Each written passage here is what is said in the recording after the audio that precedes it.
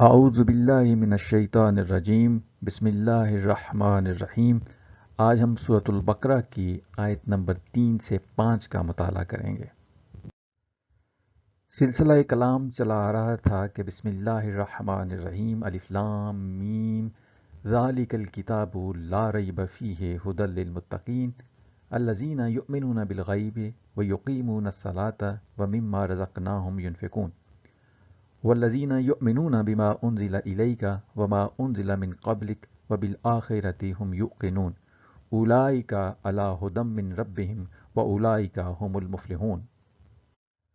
پچھلے لیکچر میں ہم نے دیکھا تھا کہ الف لام میم اور اس جیسے حروف مقطعات کے بارے میں مختلف آراء پائی جاتی ہیں۔ ان میں سے ایک سب سے جو اہم رائے ہے وہ یہ ہے کہ حروف مقطعات کا صحیح علم جو ہے یہ اللہ تعالیٰ کے پاس ہے یا رسول کریم صلی اللہ علیہ وآلہ وسلم کے پاس ہے۔ اس کے علاوہ مختلف اقوال میں ایک قول یہ بھی پایا جاتا ہے کہ حروف مقطعات جو ہیں یہ اللہ تعالیٰ کے جو نام ہیں یا صفات ہیں ان کی عکاسی بھی کرتے ہیں۔ چنانچہ ایک ممکنہ مفہوم یہ تھا کہ اللہ لطیف و مجید اور علیم و حکیم کا ارشاد ہے کہ ذالک الکتاب، ذالک ہم نے کہا تھا کہ یہ اس میں اشارہ بعید ہے اور دور کا اشارہ تعظیم کے لیے بھی استعمال ہوتا ہے، اور الکتاب میں جو الف لام ال ہے یہ اس میں نکرہ کو معرفہ بنانے کے لیے بھی استعمال ہوتی ہے، اور اس کے ساتھ ساتھ یہ ٹوٹیلٹی آف کریکٹرسٹکس یا پوری کی پوری جنس کو بھی ظاہر کرتی ہے۔ تو ذالک الکتابو کا ایک ممکنہ مفہوم یہ تھا کہ وہ عظیم الشان ضابطہ حیات جس میں وہ تمام بنیادی ضروری خصوصیات موجود ہیں جو ایک ضابطہ حیات میں ہونی چاہیے۔ لا ریب فیہ ھدی للمتقین میں ہم نے یہ جانا تھا کہ اگر فیہ کو لا ریب کے ساتھ ملا کے پڑھا جائے تو مفہوم کچھ اس طرح سے ہوگا کہ اس کتاب میں کسی قسم کا کوئی ریب نہیں ہے، اور فیہ کو اگر ھدی للمتقین کے ساتھ ملا کے پڑھا جائے تو مفہوم کچھ اس طرح سے ہوگا کہ اس کتاب میں ہدایت ہے متقین کے لیے۔ ریبہ کے بارے میں ہم نے یہ کہا تھا کہ یہ شک سے زیادہ وسیع المانی لفظ ہے، اور یہ ہر قسم کی بے یقینی، تردد، بدگمانی، بد اعتمادی، ذہنی کشمکش، نفسیاتی الجھن، اضطراب یا تشویش کی عکاسی کرتا ہے۔ تو لا ریب فیہ کا مفہوم کچھ اس طرح سے تھا کہ یہ وہ ضابطہ حیات ہے جس میں کسی قسم کے شک، تردد، بدگمانی، بد اعتمادی، ذہنی کشمکش، نفسیاتی الجھن، اضطراب یا تشویش کی کوئی گنجائش نہیں۔ اور فیہ ھدی للمتقین کا ہم نے مفہوم کچھ اس طرح سے کیا تھا کہ اس کتاب میں ہدایت ہے متقین کے لیے، اور متقین وہ لوگ کہ جو اپنے آپ کو غلط طرز عمل سے بچانے والے ہیں اور صحیح طرز عمل اپنانے والے ہیں۔ تو لفظ متقی کے دو اہم پہلوؤں کا ہم نے جائزہ لیا تھا، ایک وہ جو اپنے آپ کو غلط طرز عمل سے بچانے والے ہوتے ہیں اور اس کے نتیجے میں جو سزا یا جو نقصان یا جو عذاب ہونے کا امکان ہوتا ہے اس سے اپنے آپ کو بچانے والے ہوتے ہیں، اور دوسرا پہلو یہ ہوتا ہے کہ متقین وہ لوگ ہوتے ہیں جو صحیح طرز عمل اپناتے ہیں، رائچس جو ڈیڈز ہیں وہ کرتے ہیں۔ قرآن مجید میں ایک جگہ پہ آیا ہے کہ یہ جو قرآن ہے یہ ھدی للناس ہے، اور ایک جگہ پہ آیا ہے کہ یہ ھدی و بشریٰ للمؤمنین ہے،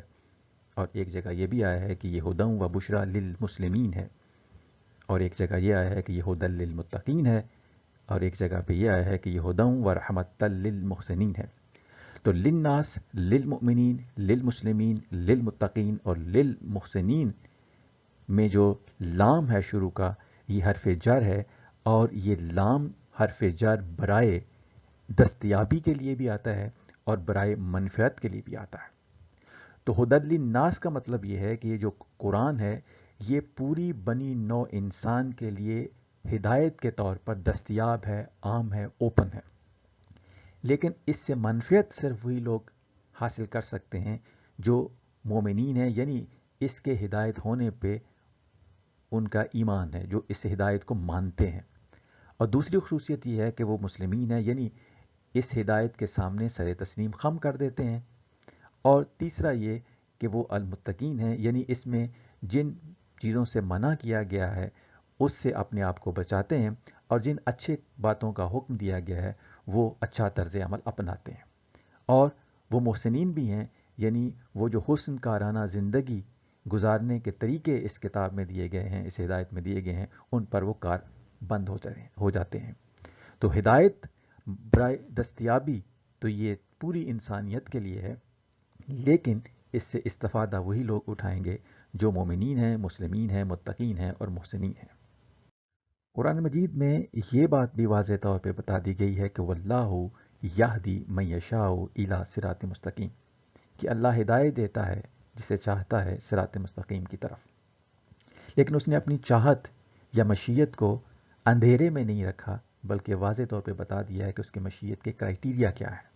ان کرائیٹیریا میں ایک کرائیٹیرین یہ ہے کہ واللہ لا یہدی القوم الکافرین، کہ اللہ کافرین کو ہدایت نہیں دیتا، اور دوسرا کرائیٹیرین یہ ہے کہ واللہ لا یہدی القوم الظالمین، کہ اللہ ظالمین کو ہدایت نہیں دیتا، اور تیسرا کرائیٹیرین یہ ہے کہ واللہ لا یہدی القوم الفاسقین، کہ اللہ فاسقین کو ہدایت نہیں دیتا۔ اور کافرین، ظالمین اور فاسقین، ان تینوں کی جو تعریف یا ڈیفینیشن ہے وہ بھی اللہ تعالیٰ نے قرآن مجید میں بتا دی ہے کہ وَمَن لَمْ يَحْكُمْ بِمَا أَنزَلَ اللَّهُ فَأُولَٰئِكَ هُمُ الْكَافِرُونَ وَمَن لَمْ يَحْكُمْ بِمَا أَنزَلَ اللَّهُ فَأُولَٰئِكَ هُمُ الظَّالِمُونَ اور وَمَن لَمْ يَحْكُمْ بِمَا أَنزَلَ اللَّهُ فَأُولَٰئِكَ هُمُ الْفَاسِقُونَ،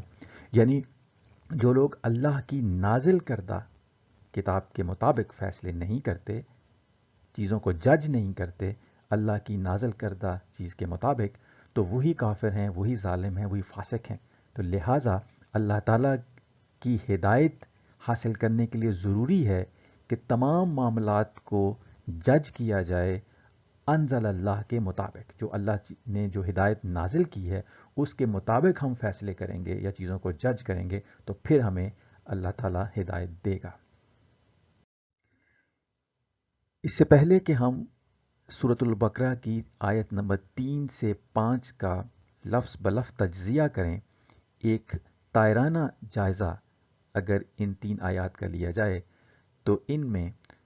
سب سے پہلے المتقین کی کچھ خصوصیات کا ذکر ہے کہ الذین یؤمنون بالغیب ویقیمون الصلاۃ ومما رزقناہم ینفقون والذین یؤمنون بما انزل الیک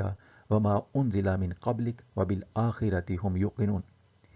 ان 2 آیات میں 2 دفعہ یؤمنون کا لفظ آیا ہے، ایک دفعہ ایمان بالغیب کے سلسلے میں اور دوسری دفعہ اللہ کی نازل کردہ سلسلہ ہدایت کے سلسلے میں۔ ایک دفعہ یوقنون کا لفظ آیا ہے آخرت کے اوپر یقین کے سلسلے میں، اور 2 عملی طور پہ کرنے والی چیزوں کا ذکر ہے، ایک یقیمون الصلاۃ اور دوسرا ومما رزقناہم ینفقون۔ اور جو آیت نمبر 5 ہے اس میں آیا ہے کہ اولئک علی ھدی من ربہم واولئک ھم المفلحون، یہی وہ لوگ ہیں یا وہی وہ لوگ ہیں جو اللہ اپنے رب کی طرف سے ہدایت پر ہیں اور وہی فلاح پائیں گے، مفلحون ہیں۔ تو یہاں جو فلاح ہے یہ نتیجہ بھی بتا دیا کہ جو الٹیمیٹ گول ہے اللہ تعالیٰ کی ہدایت کا وہ ہے فلاح پانا۔ تو اب ہم ان ساری آیات کا لفظ بلفظ تجزیہ کریں گے۔ الذین اس میں موصول ہے، میسکولن پلورل ریلیٹو پروناؤن، اور اس کا اردو میں معنی ہے وہ جو، اور انگلش میں معنی ہے دوز ہو۔ یؤمنون فعل مضارع ہے، 3rd person masculine plural imperfect ورب، جو زمانہ حال اور زمانہ مستقبل دونوں کی عکاسی کرتا ہے، اور اس کا معنی ہے وہ ایمان لاتے ہیں یا وہ ایمان لائیں گے۔ لفظ ایمان کا مادہ الف، میم اور نون ہے، اور امن جو ہے یہ خوف کی ضد ہوتا ہے۔ لفظ ایمان جو ہے یہ باب افعال کے وزن پر ہے، جو 4تھا باب ہے افعلا، اور افعلا کے وزن پہ ماضی کا جو صیغہ بنتا ہے الف میم نون روٹ سے وہ بنتا ہے امنا، اور جس کو آمنا بھی کہا جاتا ہے، اور اسی سے فعل مضارع بنتا ہے واحد کے لیے یؤمنو، اور اسی سے جمع کے لیے بنا ہے یؤمنون، اور اسی سے اس میں فاعل بنتا ہے مؤمنون۔ لفظ آمنا کے بعد جب حرف جر با استعمال ہو تو اس کا معنی ہوتا ہے کسی حقیقت کو قابل بھروسہ، قابل اعتماد اور مبنی بر صداقت سمجھ لینا، یعنی اس پر ایمان لے آنا۔ ایمان کے 3 بنیادی تقاضے ہیں کہ جن کے بغیر ایمان مکمل نہیں سمجھا جا سکتا۔ پہلا تقاضا یہ ہے کہ کسی حقیقت کی دل سے تصدیق کرنا،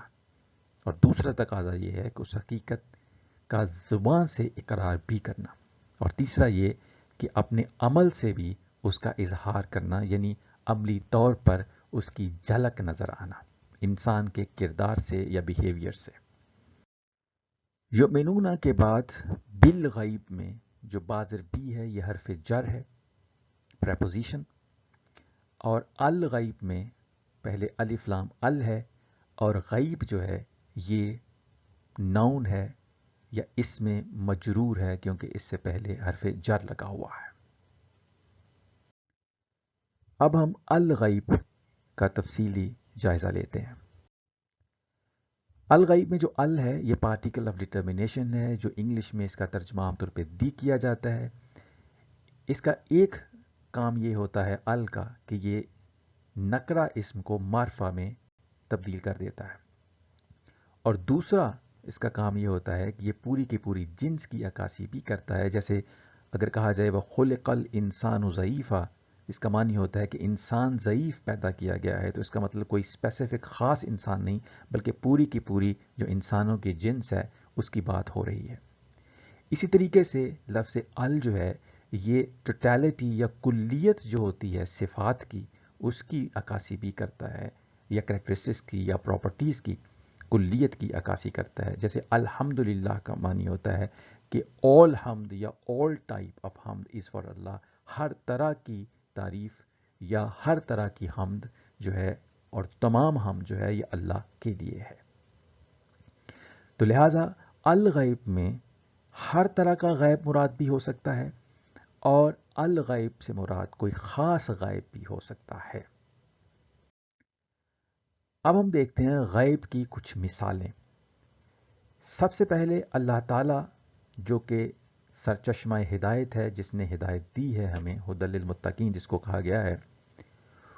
وہ ذات ہماری نظروں سے اوجھل ہے۔ ہم اس ذات کو اپنی آنکھوں سے نہیں دیکھ سکتے، اگرچہ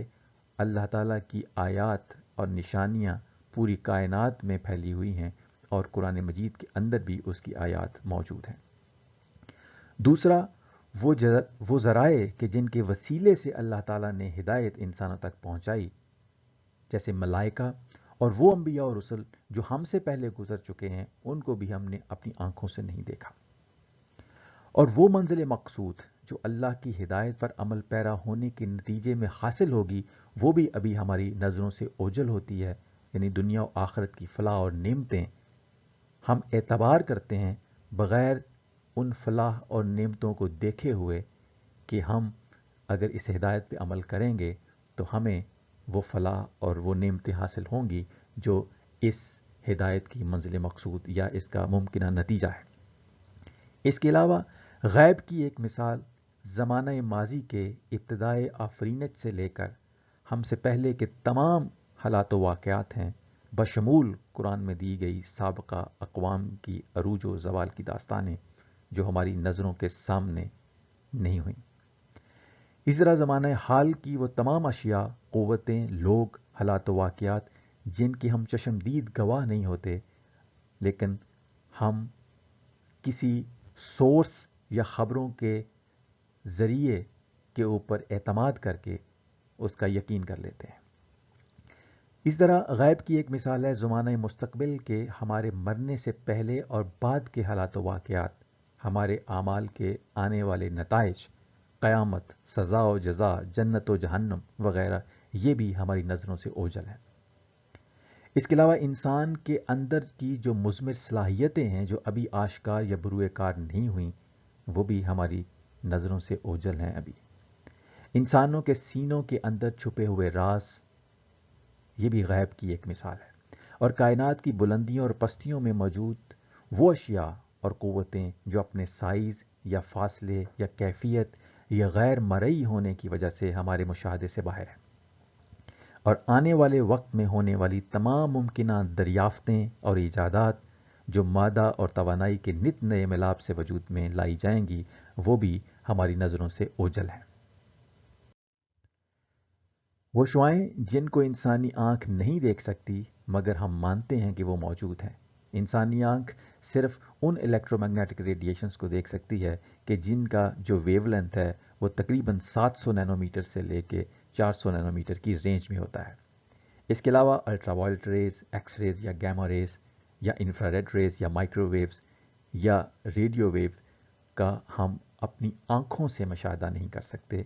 ہم ان کو کسی انسٹرومنٹ یا آلے کی مدد سے ان کا تجربہ کر سکتے ہیں، ان کو ایکسپیرینس کر سکتے ہیں، لیکن ایک وقت تھا کہ جب یہ موجود تو تھیں لیکن معلوم نہیں تھیں۔ اس کے علاوہ وہ قوتیں جو بذات خود نظر نہیں آتی مگر ان کا اثر دیکھا یا محسوس کیا جا سکتا ہے اور ہم مانتے ہیں کہ وہ موجود ہیں۔ مثال کے طور پہ جو 4 بنیادی فورسز ہیں نیچر کی، جن میں گریوٹی کی فورس ہے، جن میں الیکٹرو میگنیٹک فورسز ہیں، جن میں اسٹرانگ نیوکلیر فورسز ہیں اور جن میں ویک نیوکلیر فورسز ہیں، یہ چاروں کے چاروں بنیادی فورسز کو ہم اپنی آنکھوں سے نہیں دیکھ سکتے لیکن ان کا اثر ان کو دیکھا یا محسوس کیا جا سکتا ہے اور ہمارا ایمان ہے کہ یہ فورسز ایگزسٹ کرتی ہیں۔ اب ہم قرآن مجید میں کچھ دیکھتے ہیں ایسی آیات جن میں مختلف تناظر میں الغیب کا لفظ استعمال ہوا ہے۔ قرآن مجید میں الغیب کا لفظ ایک جگہ شہادہ کے مقابلے میں استعمال ہوا ہے، اور شہادہ جو ہے ہر وہ شے ہے جو انسانی آنکھ کے مشاہدے میں آ سکے، تو لہٰذا غیب کا ایک معنی یہ ہوگا کہ وہ شے جو انسانی آنکھ کے مشاہدے میں نہ ہو یا نہ آ سکے۔ جب ہم غیب اور شہادت کی تقسیم کرتے ہیں یہ صرف انسانوں کے لحاظ سے ہے۔ اللہ تعالیٰ کے لیے کچھ بھی غائب نہیں ہے۔ قرآن مجید میں ایک آیت ہے جہاں کہا گیا ہے من خشی الرحمن بالغیب، کہ جو الرحمن سے خشیت اختیار کرتے ہیں بغیر اسے دیکھے ہوئے الغیب میں، تو اللہ کی ذات جو ہے اس کو ہم اپنی آنکھوں سے دیکھ نہیں سکتے مگر اس کی انگنت آیات یا نشانیاں ساری کائنات میں بھی موجود ہیں اور قرآن مجید میں بھی موجود ہیں۔ قرآن مجید میں ایک جگہ غیب کا لفظ جو ہے وہ ظاہر کے مقابلے میں بھی استعمال ہوا ہے۔ چنانچہ ایک آیت ہے کہ عالم الغیب فلا یظہر علی غیبہ احدا، کہ اللہ تعالیٰ عالم الغیب ہے، وہ اپنے غیب پر کسی کو دسترس حاصل نہیں ہونے دیتا۔ قرآن مجید میں لفظ الغیب جو ہے وہ ایبسنٹ چیزوں کے معنی میں بھی آیا ہے جو پاس یا سامنے موجود نہ ہو۔ چنانچہ سورۃ یوسف کی ایک آیت ہے کہ ذالک لیعلم انی لم اخنہ بالغیب، یوسف علیہ السلام نے کہا یہ سب کچھ اس لیے کیا تاکہ وہ عزیز مصر کو مزید علم ہو جائے کہ میں نے اس کی پس پشت یعنی اس کی عدم موجودگی میں اس کی امانت میں خیانت نہیں کی۔ تو یہاں پہ غیب کا لفظ جو ہے وہ عدم موجودگی یا ایبسنس کے معنی میں استعمال ہوا ہے۔ الغیب کا لفظ ماضی کے ادوار کے حالات و واقعات کے لیے بھی استعمال ہوا ہے۔ مثال کے طور پہ قرآن مجید میں جو حضرت مریم علیہ السلام کا جو قصہ بیان ہوا ہے اس کو بیان کرتے ہوئے اللہ تعالیٰ نے فرمایا کہ ذالک من انباء الغیب نوحیہ الیک، کہ یہ ان غیب کی خبروں میں سے خبریں ہیں کہ جو ہم نے آپ کی طرف وحی کی۔ اسی طرح قصہ نوح علیہ السلام کے سلسلے میں بھی آیا ہے کہ تلک من انباء الغیب نوحیہ الیک، کہ یہ غیب کی خبروں میں سے ہیں قصہ نوح بھی جو ہم نے وحی کیا آپ کی طرف۔ تو ماضی کے ادوار کے حالات و واقعات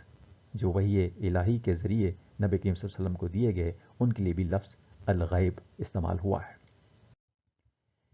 اس کے علاوہ مستقبل کے حالات و واقعات کے تناظر میں بھی لفظ الغیب ہوا ہے۔ تو قرآن مجید میں ایک جگہ آیا ہے سورۃ نمبر 7 کی آیت نمبر 188 میں، قل کہ اے نبی صلی اللہ علیہ وسلم کہہ دیجئے لا املک لنفسی نفعا ولا ضرا الا ما شاء اللہ ولو کنت اعلم الغیب لاستکثرت من الخیر وما مسنی السوء ان انا الا نذیر وبشیر لقوم یؤمنون۔ اے رسول صلی اللہ علیہ وسلم کہہ دیجئے کہ میں اپنے نفع و نقصان پر کوئی قدرت و اختیار نہیں رکھتا مگر جو اللہ چاہے وہی ہوتا ہے، اور اگر مجھے غیب کا علم ہوتا تو بہت سے فائدے حاصل کر لیتا اور زندگی میں میرے ساتھ کچھ بھی برا نہ ہوتا۔ میں تو بس نافرمانوں کو خبردار کرنے والا اور ایمانداروں کو خوشخبری دینے والا ہوں۔ اسی طرح سورہ نمبر 6 کی آیت نمبر 50 میں آیا کہ قل کہہ دیجئے لا اقول لکم اندی خزائن اللہ ولا عالم الغیب ولا اقول لکم انی ملک ان اتبع الا ما یوحی الیہ۔ اے رسول صلی اللہ علیہ وسلم کہہ دیجئے میں تم سے یہ نہیں کہتا کہ میرے پاس اللہ کے خزانے ہیں، اور نہ یہ کہ میں غیب جانتا ہوں، اور نہ تم سے یہ کہتا ہوں کہ میں فرشتہ ہوں۔ میں تو صرف اس وحی کی پیروی کرتا ہوں جو مجھے کی جاتی ہے۔ الغیب کا لفظ جو ہے وہ بر و بحر کی پہنائیوں میں جو کچھ موجود ہے اس کے لیے بھی آتا ہے۔ چنانچہ سورہ نمبر 6 کی آیت نمبر 59 ہے کہ وَإِنْدَهُ مَفَاتِحُ الْغَيْبِ لَا يَعْلَمُهَا إِلَّا هُوَ وَيَعْلَمُ مَا فِي الْبَرِّ وَالْبَحْرِ وَمَا تَسْقُطُ مِنْ وَرَقَةٍ إِلَّا يَعْلَمُهَا وَلَا حَبَّةٍ فِي ظُلُمَاتِ الْأَرْضِ وَلَا رَطْبٍ وَلَا يَابِسٍ إِلَّا فِي كِتَابٍ مُبِينٍ۔ اور اس اللہ کے پاس ہیں غیب کی کنجیاں جنہیں اس کے سوا اور کوئی نہیں جانتا، اور وہ جانتا ہے جو کچھ بر و بحر میں موجود ہے، اور کوئی پتا نہیں گرتا مگر وہ اسے جانتا ہے، اور زمین کی تاریکیوں میں کوئی دانہ نہیں ہے، اور نہ کوئی تر ہے اور نہ کوئی خشک ہے مگر یہ کہ وہ کتاب مبین میں موجود ہے۔ الغیب کا لفظ جو ہے وہ آدم اور اسی نسبت سے بنی آدم کی مضمر صلاحیتوں یا جو ہڈن پوٹینشل ہے اس کے تناظر میں بھی استعمال ہوا ہے۔ تو قرآن مجید میں سورۃ البقرہ کی آیت نمبر 31-32 میں آیا ہے کہ قال یا آدم انبئہم باسمائہم فلما انبأہم باسمائہم قال الم اقل لکم انی اعلم غیب السماوات والارض۔ تو جب آدم نے ان اشیاء کے نام بتا دیے جو فرشتے نہ بتا سکے تو پھر اللہ تعالیٰ نے کہا کہ میں تم سے یہ نہیں کہتا تھا کہ میں سماوات و ارض میں جو کچھ غیب ہے اس کو جانتا ہوں۔ اور یہاں پہ جو آدم کی وہ چھپی ہوئی صلاحیتیں، جو ہڈن پوٹینشل، جو ملائکہ کو جس کا علم نہیں تھا، وہ اس کے تناظر میں الغیب کا لفظ آیا ہے۔ اسی طریقے سے ایک جگہ غیب کا لفظ دلوں میں پوشیدہ راز کے تناظر میں بھی آیا ہے، سیاق و سباق میں بھی آیا ہے۔ ان اللہ عالم غیب السماوات والارض انہ علیم بذات الصدور۔ بے شک اللہ آسمان اور زمین کے غیب کو جاننے والا ہے، یقیناً وہ سینوں کی پوشیدہ باتوں سے خوب واقف ہے۔ تو ذکر آیا ہے عالم غیب السماوات والارض، اور ساتھ ہی انہ علیم بذات الصدور۔ تو جو سیاق و سباق ہے وہاں غیب کا یہاں ساتھ آ گیا کہ جو دلوں میں پوشیدہ راز ہیں ان کو بھی اللہ تعالیٰ جانتا ہے، جو عام لوگوں سے غائب ہیں لیکن اللہ تعالیٰ سے غائب نہیں ہے۔ اسی طرح الغیب کا جو لفظ ہے وہ الساعۃ یا نتائج آنے کی گھڑی یا قیامت کی گھڑی کے سیاق و سباق میں بھی استعمال ہوا ہے۔ جیسے سورہ نمبر 34 کی آیت 3 میں کہا گیا کہ وَقَالَ الَّذِينَ كَفَرُوا لَتَأْتِينَ السَّاعَةُ قُلْ بَلَىٰ وَرَبِّي لَتَأْتِيَنَّكُمْ عَالِمِ الْغَیْبِ۔ اور اسی طرح سورہ نمبر 16 کی آیت نمبر 77 میں آیا ہے کہ وَلِلَّهِ غَیْبُ السَّمَاوَاتِ وَالْأَرْضِ وَمَا أَمْرُ السَّاعَةِ إِلَّا كَلَمْحِ الْبَصَرِ أَوْ هُوَ أَقْرَبُ إِنَّ اللَّهَ عَلَىٰ كُلِّ شَيْءٍ قَدِيرٌ۔ اس طرح سے الغیب کا لفظ جو ہے وہ بعث بعد الموت یعنی موت کے بعد جو دوبارہ اٹھایا جانا ہے اس کے سیاق و سباق میں بھی آیا ہے۔ چنانچہ سورۃ نمبر 27 کی آیت نمبر 65 ہے قُلْ لَا يَعْلَمُ مَنْ فِي السَّمَاوَاتِ وَالْأَرْضِ الْغَیْبَ إِلَّا اللَّهُ وَمَا يَشْعُرُونَ أَیَّانَ یُبْعَثُونَ۔ آپ کہہ دیجئے کہ آسمانوں اور زمین میں جو بھی ہیں اللہ کے سوا کوئی بھی غیب کا علم نہیں رکھتا، اور نہ وہ یہ جانتے ہیں کہ وہ کب دوبارہ اٹھائے جائیں گے۔ اسی طرح الغیب کا جو لفظ ہے وہ جنات عدن کے تناظر میں بھی استعمال ہوا ہے، جنات عدن التی وعد الرحمن عبادہ بالغیب۔ ہدایت الہی سے استفادے کے لیے ضروری ہے کہ کم از کم 3 طرح کے غیب کو مان لیا جائے۔ سب سے پہلے اللہ جس نے یہ ہدایت دی، اس کی ذات کا ہم اپنی آنکھوں سے مشاہدہ تو نہیں کر سکتے، مگر اس کی آیات پوری کائنات میں پھیلی ہوئی ہیں اور قرآن مجید کے اندر بھی موجود ہیں۔ دوسرا، وہ منزل جو ابھی ہماری آنکھوں سے اوجھل ہے، مگر ہدایت الہی پر عمل کرنے کے نتیجے میں حاصل ہوگی، یعنی دنیا و آخرت کی فلاح اور نعمتیں۔ اور تیسرے، ہمارے اور دوسرے انسانوں کے اندر کی مضمر صلاحیتیں جو ہدایت الہی پر عمل کرنے کے نتیجے میں آشکار ہوں گی۔ جیسے کسان جب بیج زمین میں ڈالتا ہے تو اس کا ایمان ہوتا ہے کہ اس سے فصل اگے گی، اگرچہ وہ فصل ابھی آنکھیں دیکھ نہیں رہی ہوتی۔ ہدی للمتقین الذین یؤمنون بالغیب کا ایک ممکنہ مفہوم یہ ہو سکتا ہے کہ قرآن جو ضابطہ حیات ہے، یہ ہدایت ہے متقین کے لیے جو الغیب پر ایمان لاتے ہیں، یعنی اس سرچشمہ ہدایت پر انہیں مکمل بھروسہ اور اعتماد ہے کہ جس کی ذات ہمارے ہیتائے بصارت میں نہیں آ سکتی، اور انہیں اس بات پر بھی مکمل بھروسہ اور اعتماد ہے کہ یہ کتاب ہدایت یقیناً انہیں اس منظر مقصود پر بحفاظت پہنچا دے گی جو منزل ابھی وہ اپنی آنکھوں کے سامنے دیکھنے سے قاصر ہے۔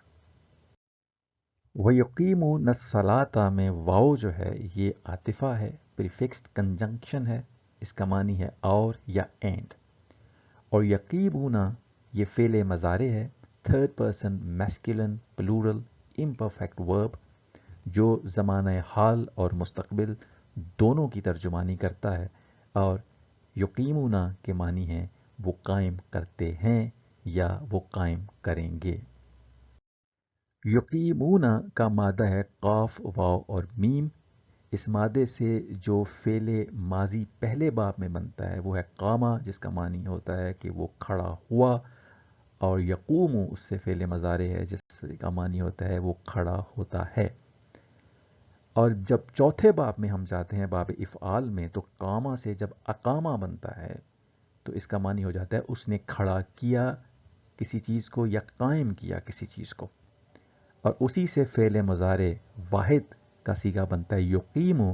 یعنی وہ قائم کرتا ہے یا وہ کھڑا کرتا ہے یا اسٹیبلش کرتا ہے۔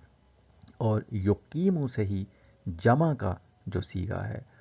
مضارع کا وہ ہے یقیمونا، وہ قائم کرتے ہیں یا وہ قائم کریں گے، یا وہ اسٹیبلش کرتے ہیں یا وہ اسٹیبلش کریں گے۔ قرآن مجید میں الصلاۃ کے 2 بنیادی مقاصد بتائے گئے ہیں۔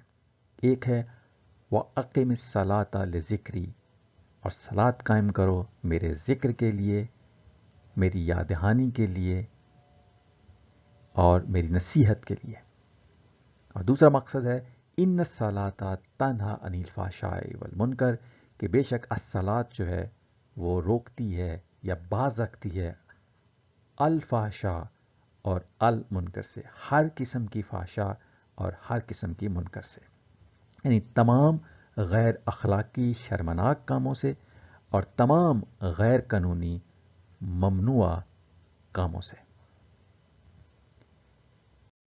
وَيُقِيمُونَ الصَّلَاةَ یہ ایک خصوصیت بتائے گی ان متقین کی کہ جن کے لیے کہا گیا کہ ہدی للمتقین،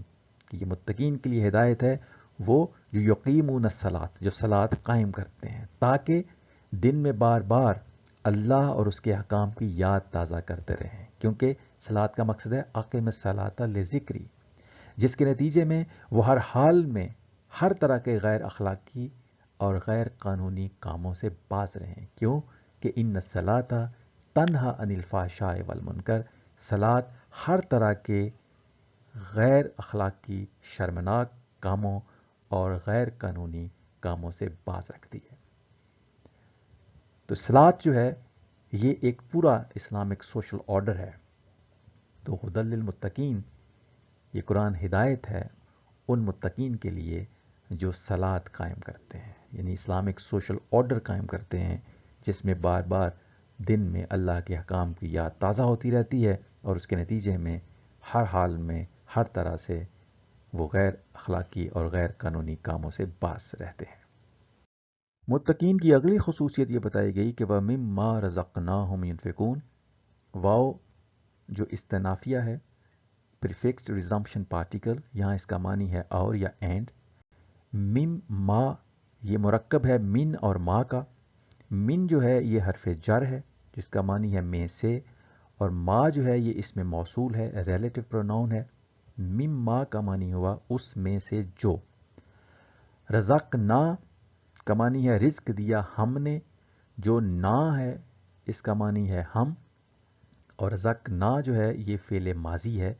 فرسٹ پرسن پلورل پرفیکٹ ورب۔ ہم جو ہے یہ پروناؤن ہے، third person masculine plural object pronoun, اور رزقناہم کا معنی ہوا رزق دیا ہم نے انہیں۔ ینفقون یہ فعل مضارع ہے جس کا معنی ہے وہ انفاق کرتے ہیں یا وہ انفاق کریں گے، کیونکہ فعل مضارع حال اور مستقبل دونوں کی عکاسی کرتا ہے۔ تو وَمِمَّا رَزَقْنَاهُمْ يُنْفِقُونَ کا مفہوم یہ ہو سکتا ہے کہ وہ تمام نفع بخش اور فائدہ مند مادی، غیر مادی، مالی یا علمی وسائل ضرورت مندوں کے لیے کھلا رکھتے ہیں جو ہم نے انہیں عطا کر رکھے ہیں۔ تو دیکھا جائے تو یہ جو خصوصیت ہے انفاق کی، یہ establishment of the Islamic economic order ہے۔ تو اقامت صلاۃ جو ہے وہ ایک سوشل آرڈر ہے، اور جو انفاق ہے یہ ایک اکنامک آرڈر ہے جس میں جو متقین ہے وہ ہر نفع بخش اور فائدہ مند چیز، چاہے وہ مادی ہو، چاہے غیر مادی ہو، چاہے مالی ہو یا علمی ہو، اس کو ضرورت مندوں کے لیے کھلا رکھتے ہیں، منفعت عامہ کے لیے کھلا رکھتے ہیں جو اللہ تعالیٰ نے انہیں عطا کی ہے۔ یہ جو رزق ہے اس کی بنیادی دو قسمیں ہوتی ہیں، اور رزق عربی زبان میں ہر اس شے کو کہتے ہیں جو نفع بخش ہو اور فائدہ مند ہو، جو انسان کو اللہ تعالیٰ نے عطا کی ہو۔ وہ چیز مادی بھی ہو سکتی ہے، جسمانی بھی ہو سکتی ہے، مالی بھی ہو سکتی ہے۔ تو جو ٹینجیبل ریسورسز اللہ تعالیٰ نے دیے ہیں وہ بھی رزق میں آتے ہیں، اور جو انٹینجیبل ریسورسز اللہ تعالیٰ نے دیے ہوتے ہیں وہ بھی رزق میں آتے ہیں، غیر مادی، ذہنی یا علمی وسائل۔ تو متقین کی خصوصیت یہ ہوتی ہے کہ اللہ تعالیٰ نے جو ٹینجیبل یا انٹینجیبل مادی، جسمانی اور مالی وسائل، اور جو غیر مادی، ذہنی یا علمی وسائل انسانوں کو عطا کر رکھے ہیں، متقین کی یہ خصوصیت ہوتی ہے کہ وہ ان وسائل کو ضرورت مندوں کی ضرورت پوری کرنے کے لیے کھلا رکھتے ہیں، ان کے اوپر خرچ کرتے ہیں، اور ان کو صرف اپنی ذات تک محدود نہیں رکھتے۔ ینفقون کا مادہ ہے نون، فا اور قاف، اور چوتھا باب جو باب افعال ہے اس سے جو لفظ ہوتا ہے انفاق، اسی سے جو فعل مضارع ہے وہ ہے ینفقو واحد مذکر کے لیے، اور جمع کے لیے ہوتا ہے ینفقون، کہ وہ جو خرچ کرتے ہیں یا انفاق کرتے ہیں۔ تو یہ بنیادی طور پہ انفاق کا لفظ جو ہے یا ینفقون کا جو لفظ ہے وہ نفقن سے نکلا ہے، جس کا معنی ہوتا ہے ایک سرنگ جس کے دو طرف منہ ہوتا ہے، یا ٹنل جس کے دونوں طرف منہ ہوتا ہے۔ تو ایک طرف سے کوئی چیز داخل ہو تو وہ اندر جا کر رکتی نہیں بلکہ دوسری طرف سے نکل جاتی ہے۔ تو جو انفاق کے لفظ میں جو بنیادی تصور ہے وہ یہ ہے کہ اللہ تعالیٰ کی طرف سے دیے ہوئے جو وسائل ہوتے ہیں وہ ایک طرف اللہ تعالیٰ جب دیتا ہے تو اس کو جمع نہ کیا جائے بلکہ ان وسائل کو آگے جو ہے وہ جاری رکھا جائے، اور دوسروں کے لیے، منفعت عامہ کے لیے ان کو کھلا رکھا جائے۔ ایک طرف سے اللہ کی نعمتیں آتی جائیں اور دوسری طرف وہ منفعت عامہ کے لیے وہ خرچ ہوتی رہیں، تو اس کو کہتے ہیں انفاق۔ اگلی خصوصیت جو متقین کی بتائی گئی ہے وہ یہ ہے کہ والذین یؤمنون بما انزل الیک۔ والذین میں جو واو ہے یہ واو عاطفہ ہے جس کا معنی ہے اور، الذین یہ اس میں موصول ہے، میسکولن پلورل ریلیٹو پروناؤن جس کا معنی ہے وہ جو، یؤمنون ایمان لاتے ہیں یا ایمان لائیں گے، بیما میں جو با زیر بی ہے یہ حرف جر ہے، اور ما جو ہے یہ اس میں موصول ہے، ریلیٹو پروناؤن، بیما اس پر جو، انزلہ نازل کیا گیا، یہ پیسو وائس ہے، فعل ماضی ہے اور مجہول ہے، پیسو وائس ہے، third person masculine singular passive perfect verb, माजी का वर्ब। इलाई का में जो इलाई है ये प्रेपोजिशन है, हर्फ जर, और का जो है ये प्रोनाउन है, second person masculine singular pronoun. और इस आयत के टुकड़े का मफहूम कुछ इस तरह से हुआ, वल्लज़ीना युमिनूना बिमा उनज़िला इलैका, वो जो ईमान लाते हैं उस साबिता हयात पर जो आप सल्लल्लाहु अलैहि वसल्लम की तरफ नाजिल किया गया। जो नाजिल करना है इसका मादा है नून, जा और लाम, और इससे जो चौथा बाब है उससे फ़िल माजी का सीगा बनता है अनज़ला, उसने नाजिल किया, और इसी से पैसिव वॉइस बनता है उनज़िला, नाजिल किया गया। वमा उनज़िला मिन क़ब्लिक में जो वाव है यह हर्फ़ आतिफ़ा है और इसका मानी है और या एंड। मा इसमें मौसूल है, इसका मानी है जो, रिलेटिव प्रोनाउन। उनज़िला नाजिल किया गया, third person masculine singular passive form है फ़िल माजी की। मिन क़ब्ली का मतलब से पहले, का जो है ये फिर प्रोनाउन है, मिन क़ब्ल का आप सल्लल्लाहु अलैहि वसल्लम से पहले। वमा उनज़िला मिन क़ब्लिक, और जो नाजिल किया गया आप सल्लल्लाहु अलैहि वसल्लम से पहले। अगली खुसूसियत जो मुत्तकीन की यहाँ बताई गई है वो है वबिल आखिरती हुम युक़िनून। वाव जो है ये इस्तेनाफिया है, प्रीफिक्स रिजम्पशन पार्टिकल, यहाँ इसका मानी और या एंड है। बिल आखिरती में जो बाज़र बी है ये हर्फ जर है, प्रेपोजिशन। अल आखिरा जो है ये आखिरा जो है ये नाउन है, इसका मानी है हियर आफ्टर, और यहाँ इसमें मजरूर के तौर पे आया है क्योंकि इससे पहले हर्फ जर बाज़र बी लगा हुआ है। बिल आखिरती के मानी है आखिरत पर। हुम जो है ये ज़मीर मुनफसिल है, pronoun third person masculine plural personal pronoun, इसका मानी है वो या दे। युक़िनून वो यकीन रखते हैं या वो यकीन रखेंगे। युक़िनून जो है ये फ़ेले मज़ारे है जो ज़माने हाल और मुस्तक़बिल दोनों की तर्जुमानी करता है, और यहाँ हम दरमियान में ला के थोड़ा हम के ऊपर जोर है। वबिल आखिरत हम युक़िनून, और वो जो आखिरत पर यकीन रखते हैं जब हर अमल का नतीजा सामने आकर रहेगा। जो अल आखिरा है ये कुरान मजीद में मुख्तलिफ मानी में या मुख्तलिफ तनाजुर में ये लफ्ज़ इस्तेमाल हुआ है। पहला इस्तेमाल अल आखिरा का है दुनिया के मुकाबले में। चुनांचे सूरत आल इमरान की आयत नंबर 145 है जिसमें कहा गया है वमन युरिद सवाब दुनिया नुअतिही मिनहा वमन युरिद सवाब अल आखिरति नुअतिही मिनहा। तो दुनिया के मुकाबले में आखिरत यानी मरने के बाद। आखिरत का लफ्ज़ जो है वो आजिला के मुकाबले में भी इस्तेमाल होता है। आजिला कहते हैं कोई चीज़ जो शॉर्ट टर्म में या जल्दी मिलने वाली हो, और आखिरा जो है जो लॉन्ग टर्म में या देर से मिलने वाली है या देर से वाक़या होने वाली हो। तो इस दुनिया की ज़िंदगी में भी जो शॉर्ट टर्म में वाक़यात होने वाले हैं या जो नताइज निकलने वाले हैं उसको हम कहेंगे अल आजिला,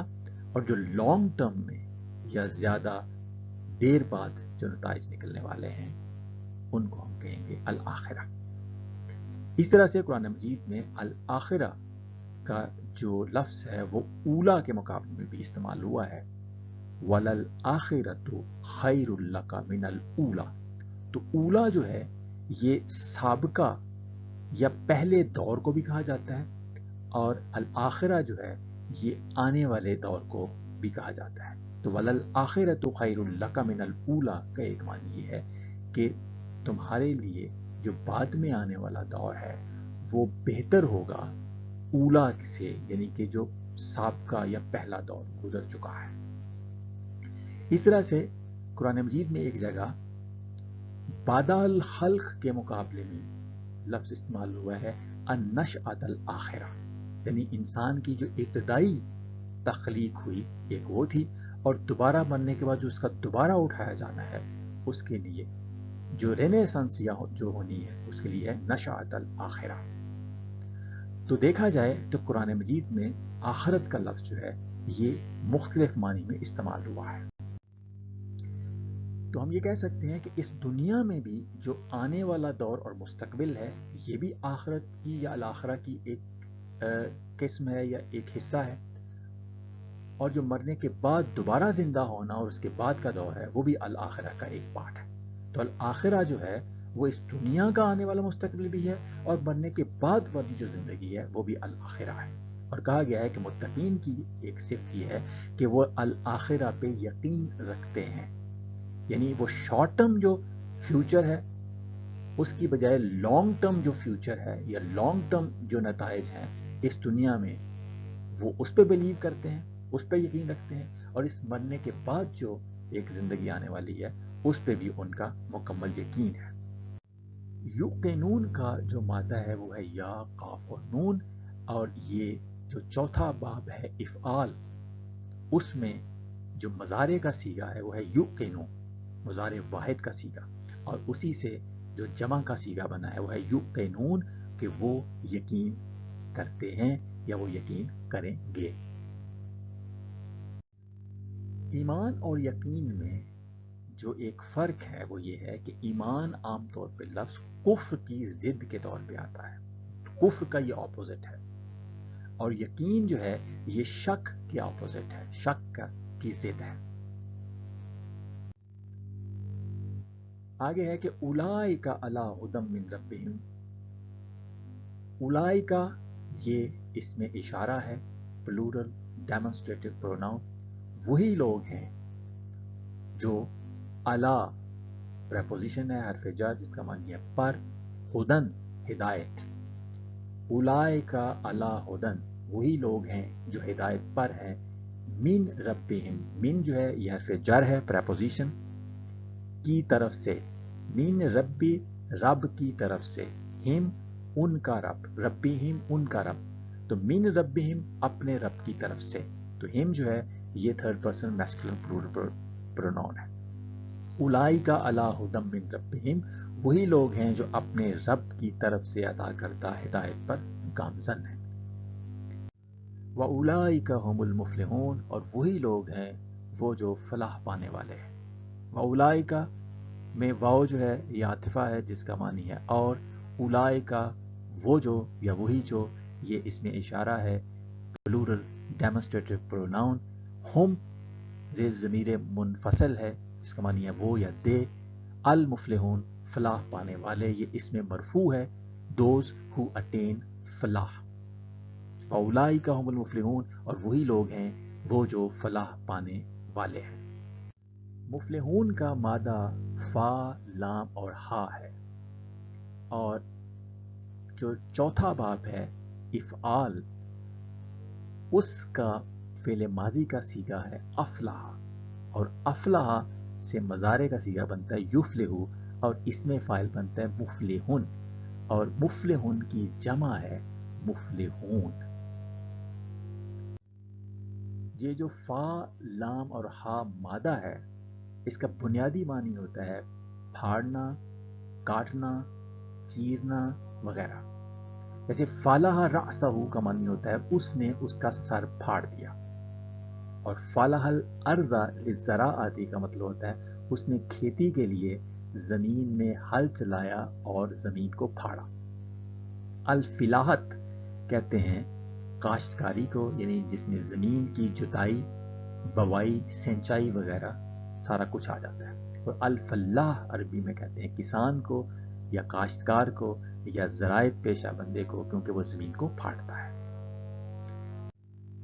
اب جو فلاح ہے لفظ،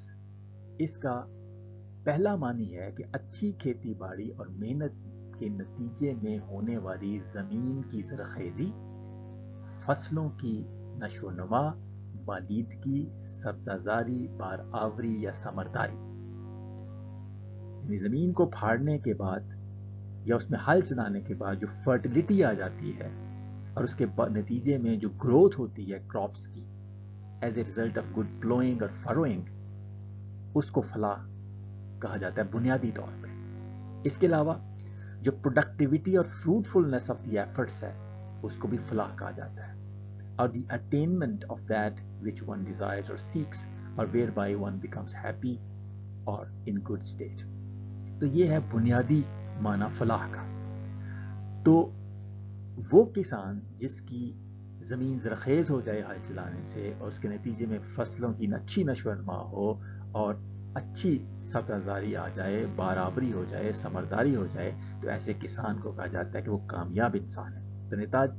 چنانچہ فلاح کا جو ایک ڈرائیوڈ میننگ ہے وہ ہے کامیابی یعنی سکسیس. اور چونکہ جب سبزاری، برابری، سمرداری ہوتی ہے اور بہت زیادہ پروڈکٹیوٹی اور فروٹفلنس ہوتی ہے ایفرٹس کی، تو پھر خوشحالی بھی آتی ہے. نتیجتاً جو فلاح کا ایک معنی ہے وہ پراسپیرٹی بھی ہے. اور جب پراسپیرٹی اور سکسیس آ جائے اور اس کا ایک نتیجہ اور یہ ہوتا ہے کہ بقا اور سلامتی یعنی خاص طور پہ فائنینشیل سیکیورٹی جو ہوتی ہے وہ اشور ہو جاتی ہے. تو چنانچہ جو لفظ فلاح ہے اس کے 4 بنیادی معنی ہیں: سبزاری، برابری، سمرداری، دوسرا کامیابی، تیسرا خوشحالی، چوتھا بقا اور سلامتی. اگر دیکھا جائے قرآن مجید کی مختلف آیات کو تو فلاح جو ہے یہ الٹیمیٹ گول ہے انسان کی تخلیق کا. مثلا اگر ہم سورۃ الذاریات کی آیت نمبر 56 دیکھیں تو وہ ہے وما خلقت الجن والانس الا لیعبدون، جس میں اللہ تعالیٰ نے کہا ہے کہ میں نے جن و انس کو پیدا ہی اس لیے کیا ہے کہ وہ صرف اور صرف میری بندگی اختیار کریں، یعنی میری عبادت کریں. تو عبادت کا جو مقصد ہے وہ سورۃ الحج کی آیت نمبر 77 میں بتایا گیا ہے کہ یا ایھا الذین آمنوا یا ایھا الذین آمنوا ارکعوا واسجدوا واعبدوا ربکم وافعلوا الخیر لعلکم تفلحون، کہ اے ایمان والو تم رکوع کرو، سجود کرو اور اپنے رب کی بندگی کرو، عبادت کرو اور اچھے کام کرو تاکہ تمہاری فلاح ہو جائے. تو فلاح جو ہے یہ الٹیمیٹ گول ہے. تو قرآن مجید کی پہلی ہی 5 آیتوں میں الٹیمیٹ جو گول ہے جو اللہ تعالیٰ کی ہدایت کا وہ بھی بتا دیا گیا کہ اللہ تعالیٰ کی ہدایت کا الٹیمیٹ گول یہ ہے کہ انسان فلاح پا جائے، اس کو سکسیس مل جائے، اس کو کامیابی مل جائے، اس کی پراسپیرٹی اس کو مل جائے اور وہ خوشحال ہو جائے. چنانچہ اب ہم اگر سورۃ البقرہ کی پہلی 5 آیات کا تھوڑی سی مختصر ایکسپلینیشن کرنا چاہیں تو وہ کچھ ان الفاظ میں ہوگی: الف لام میم ذالک الکتاب لا ریب فیہ ھدی للمتقین. اللہ جو لطیف و مجید اور علیم و حکیم ہے اس کا ارشاد ہے کہ یہ ہے وہ عظیم و شان ضابطہ حیات یا کتاب ہدایت جس میں وہ تمام بنیادی ضروری خصوصیات موجود ہیں جو ایک ضابطہ حیات یا کتاب ہدایت میں ہونی چاہیے. اس میں کسی قسم کے شک، تردد، بدگمانی، بد اعتمادی، ذہنی کشمکش، نفسیاتی الجھن، اضطراب یا تشویش کی کوئی گنجائش نہیں. اس میں ہدایت ہے ان لوگوں کے لیے جو اپنے آپ کو غلط طرز عمل سے بچانے والے اور صحیح طرز عمل اپنانے والے ہیں اور چاہتے ہیں کہ سفر زندگی کی تمام خطرناک گھاٹیوں سے بحفاظت اس منزل مقصود پر پہنچ جائیں جو ان کے بنانے والے نے ان کے لیے متعین کر رکھی ہے. الذین یؤمنون بالغیب ویقیمون الصلاة ومما رزقناہم ینفقون والذین یؤمنون بما انزل الیک وما انزل من قبلک وبالآخرۃ هم یوقنون اولئک علی ھدی من ربہم واولئک هم المفلحون. وہ جو غیب پر ایمان لاتے ہیں یعنی اس سرچشمہ ہدایت پر مکمل بھروسہ اور اعتماد کرتے ہیں جس کی ذات ہمارے ایتائے بصارت میں نہیں آ سکتی، انہیں اس بات پر بھی مکمل بھروسہ اور اعتماد ہے کہ یہ کتاب ہدایت یقیناً انہیں اس منزل مقصود پر حفاظت پہنچا دے گی جو منزل ابھی وہ اپنی آنکھوں کے سامنے دیکھنے سے قاصر ہے. یہ وہ لوگ ہیں جو صلاۃ قائم کرتے ہیں تاکہ دن میں بار بار اللہ اور اس کے احکام کی یاد تازہ کرتے رہیں، جس کے نتیجے میں وہ ہر حال میں ہر طرح کے غیر اخلاقی اور غیر قانونی کاموں سے باز رہیں. وہ تمام نفع بخش اور فائدہ مند مادی، غیر مادی، مالی یا علمی وسائل ضرورت مندوں کے لیے کھلا رکھتے ہیں جو ہم نے انہیں عطا کر رکھے ہیں. اور وہ جو ایمان لاتے ہیں اس ضابطہ حیات پر جو آپ صلی اللہ علیہ وسلم کی طرف نازل کیا گیا اور جو آپ صلی اللہ علیہ وسلم سے پہلے نازل کیا گیا، اور وہ آخرت پر یقین رکھتے ہیں جب ہر عمل کا نتیجہ سامنے آ کر رہے گا، وہی لوگ ہیں جو اپنے رب کی طرف سے عطا کردہ ہدایت پر گامزن ہونے والے ہیں اور وہی لوگ ہیں جو فلاح پانے والے ہیں. وما علینا الا البلاغ المبین.